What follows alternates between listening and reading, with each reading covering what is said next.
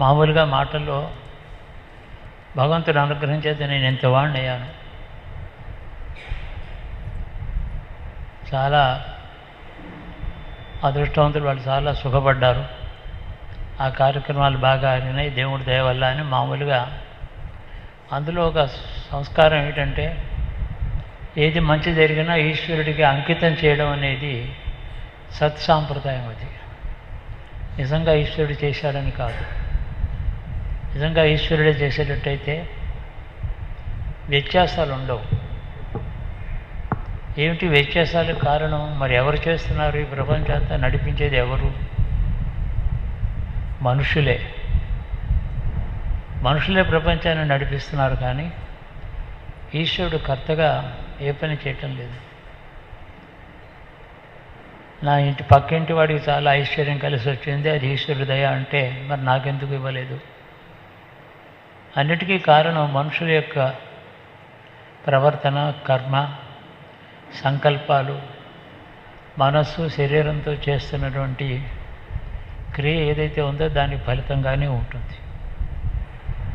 కాబట్టి ఓ దేశం కష్టాల పాలైంది, ఓ దేశం చాలా వృద్ధిలోకి వచ్చింది. ఈశ్వరుడి దయ అని అనుకోకూడదు, అది మనుషులు చేసిన పని.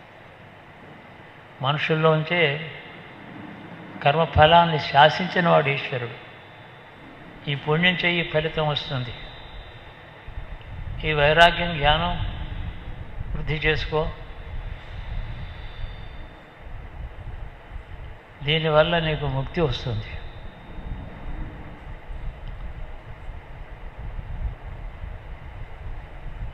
ఈ పుణ్యం చెయ్యి సుఖం వస్తుంది,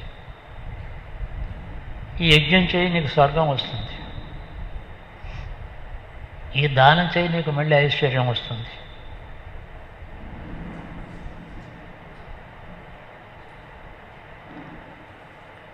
ఈ పాపం చేయి దీనికి ఇలా ఫలం అనుభవిస్తావు. ఇవన్నీ శాసనాలు. శాసనం చేసిన తర్వాత అమలు చేసేవాడు ఈశ్వరుడు కాడు. శాసనం తను తానే అమలు చేసుకుంటుంది. మనుషులు చేసే శాసనాలకి అమలు చేసేందుకు పెద్ద యంత్రాంగం ఉంటుంది. ఇండియన్ పీనల్ కోడ్ ఉంది, సిఆర్పిసి ఉంది, దానికి పెద్ద పోలీస్ డిపార్ట్మెంటు, కోర్టులు పెట్టుకున్నాం. మీడియం ఉంటుంది. స్వయంగా శాసనం చేసిన తర్వాత ఈశ్వరుడు తటస్థంగా ఊరుకున్నాడు.